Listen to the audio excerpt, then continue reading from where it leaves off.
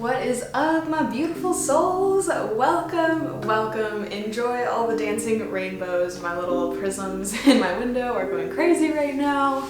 It's like the perfect time of day. So, what are we talking about today?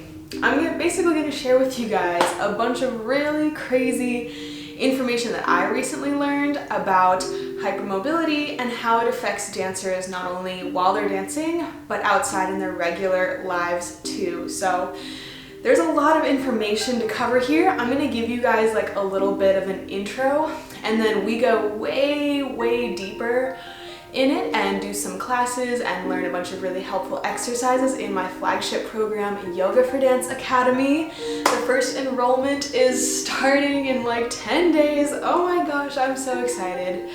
So if you want to join in this amazing program for dancers to help them build strength, flexibility, mobility, prevent injuries, become their healthiest, most confident selves on the stage and in their life, that is what this program is for. It's 90 days, high touch. I will be with you every step of the way, and it is truly transformational. So if you want to know more, I have the link to the program overview below, so you can go check that out and hop in for the next round starting early next year. Okay, but anyways, let's hop into what you guys came here for. Hypermobility. So you may have heard the terms hyperextension or like hyperflexibility, hypermobility in the dance world in a positive way, because the dance world and the gymnastic world and the yoga world are obsessed with flexibility and obsessed with people being able to bend their bodies all kinds of crazy ways. And they want where their knees are like back and everything's just crazy bendy, like so much, and it's so glorified in all of these places. But who is really, teaching these young dancers who are seeing all these pictures on social media of all kinds of crazy bendy things, and then they're trying to learn it themselves on their own? Like, who is going to be there to tell them how to find flexibility safely? This is a huge issue. So let's start out with what hypermobility even is, okay? So a lot of people confuse flexibility with hypermobility. But flexibility actually has to do with how long your muscles can lengthen. It has nothing to do with mobility. Flexibility is just how much your muscles can lengthen. But mobility, on the other hand, has to do with your joint range of motion. So that's how much your joints, the two bones where they connect, how much they can move. So this usually has to do with like the hips, knees, shoulders, all these very mobile joints, your elbows, your wrists that do a lot of movement in dance. It usually has to do with those and how much they can move. So it doesn't actually have to do anything with flexibility. Hypermobility means that a joint can go past its normal range. It can move beyond what is typically a normal and healthy range for joints. So basically, joints are surrounded by connective tissue ligaments, and these ligaments, again, are not muscles, so they do not stretch like muscles. They can stretch a little bit, but however, they do not recoil. They don't bounce back like a muscle does. So when you think about a muscle, you gotta keep stretching things like over and over again, otherwise you lose that flexibility because the muscles always bounce back. They always kind of shorten after a while. Well, it's not that way with joints. It is not that way with ligaments. Once they are overstretched, they stay that way permanently. They don't bounce back, they don't recoil, they don't have that elastic quality to them. So what happens? These ligaments that are supposed to be giving your bones stability and support to hold them in place become weak. They become loose, they become fragile, they become more easily injured, they become at a higher risk to be torn, for things to be dislocated, like a whole array of issues, because they do not bounce back. Once you stretch them, that is it. So there's a huge bunch of issues with all of these young dancers damaging their connective tissues at such an early age and stretching them beyond what they should be stretched. And then their teachers, social media, all of these like external people are encouraging them, like, yes, oh my gosh, looks so good, like you're so flexible. So hypermobility can actually trick you into thinking that you are more flexible in your muscles than you actually are, but it's really just that your joints can move beyond what is normal, so they kind of overcompensate for any lack of actual muscle flexibility.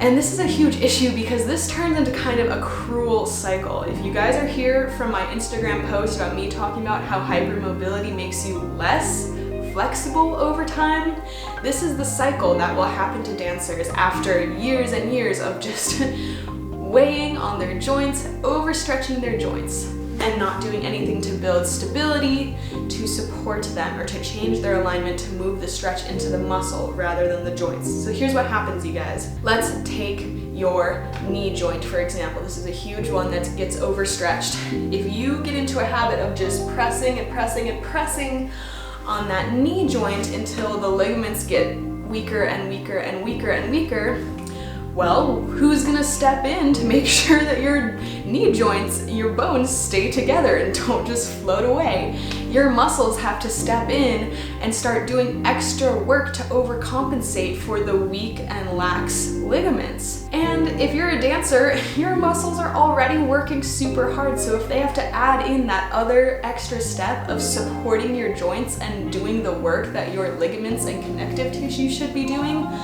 they are going to be overworked, they are going to get strained, they are going to become chronically tight, chronically tense. You're at risk for way more inflammation and just muscle pain in general.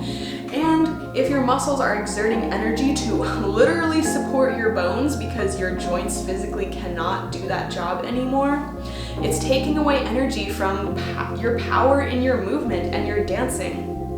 And then what happens? So your muscles are over tight, they're clenched, they're inflamed. Oh, they become less flexible. So then you, in an attempt to keep up with these crazy flexibility standards that the dance world has out there, you are just gonna keep pushing and pushing and pushing into that joint, trying to keep the look of flexibility.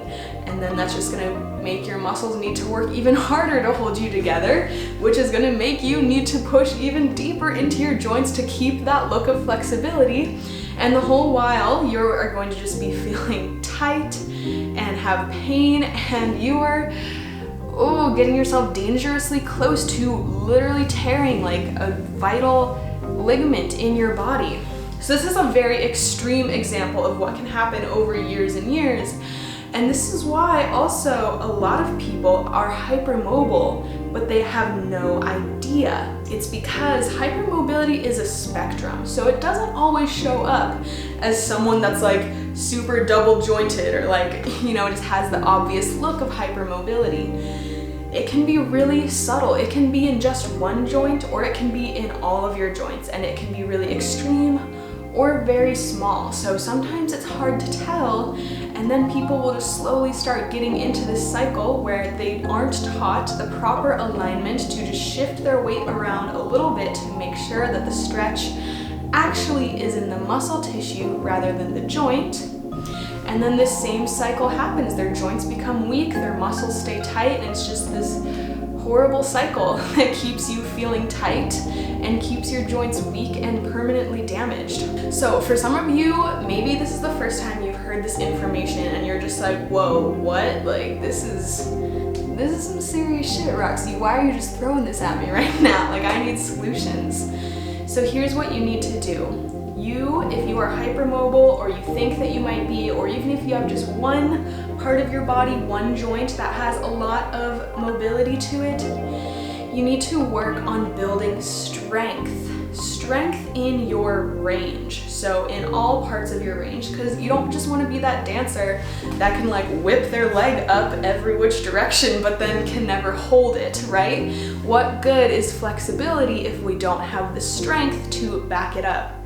Because guys, what is ultimately gonna make you a good dancer, what's gonna give you that amazing combo of like the legs and the power and like the strength and everything, is having mobility, not flexibility. Flexibility is not everything when it comes to being a dancer, but rather, do you have equal strength to match that flexibility? And that's what mobility is. It is your active range of motion. So it's like, okay, yeah, you can hold your leg up there, but can you let go? And then can you move it around from there? That is what separates the beginners from the advanced dancers, is having that ability to be perfectly balanced in your flexibility and strength. So you want to work on strengthening all of your ranges and not just stretching into your end range. I have a couple videos using active stretching and a lot of different strengthening videos that you can watch that will help you build the awareness and the strength you need in your muscles to be able to support your joints and to learn how to stretch without stretching into the joints. So I will link those below. Go check those out. Another thing that can help people who are hypermobile is upping your collagen production. So collagen is responsible for making up most of your fascia and most of your connective tissue. It is truly the glue that holds the body together. It really is everywhere throughout our whole body. So people who are hypermobile, and remember, hypermobility is in most cases a genetic disorder. So it's passed down through your family, and it's something you are born with usually. You don't like develop it out of nowhere. It's something that you're born with, and it means that you have bad glue. The collagen in your body needs a little extra boost. So there's a couple things you can do for that. You can start taking a collagen supplement, and you can start a thing called chi packing. So chi packing basically looks like this, and it's lightly pounding different areas around your body, and what that does is it communicates to your fascia to build more collagen fibers. And so this isn't something that people who don't have hypermobility really need to focus on, but this is something that's really great if you are hypermobile, because you need more collagen, you need more fascia to give you more support, because your joints are already starting at a point of more looseness and laxity. So they need some extra support to kind of stiffen things up, if that makes sense, just a little bit to give you that support. So this is basically what it looks like, and soon I will be posting a chi packing little video that you can do, but this just basically communicates to the fascia, communicates to the nervous system and to all your connective tissue to build more collagen. So that can be really helpful, especially on certain joints and areas that you know are hypermobile, to build more collagen to support you. You can do the same thing with dry brushing. If you use a dry brush, that's also a good way to get some of that stimulation in your fascia and your connective tissue going. And the third thing, and this is something that's not always obvious, this is also something that is kind of in that realm of the newer hypermobility science, which is that unfortunately scientists have recently drawn the conclusions that people who are hypermobile actually have a larger fear center. They have a larger amygdala in their brain, and their nervous system tends to be more on the sympathetic side. So that means your fight or flight instincts are triggered more easily. So if you're someone that is hypermobile and you find that you have a lot of anxiety or get stressed out a lot or feel really fatigued or exhausted from stress, they're not that far apart. Like, they kind of go hand in hand. So for people who are hypermobile, having a practice that calms you down, that grounds you, that gives you that stress release is going to be so, so important. It's important for everyone, don't get me wrong, but especially for you, since your body is already going to be a little more fatigued just from trying to hold itself together. Just the act of like being a human as a hypermobile dancer is more exhausting because your connective tissue holding you together is weaker. You're going to be more tense. You are going to be more stressed. Your fear center in your brain is more active.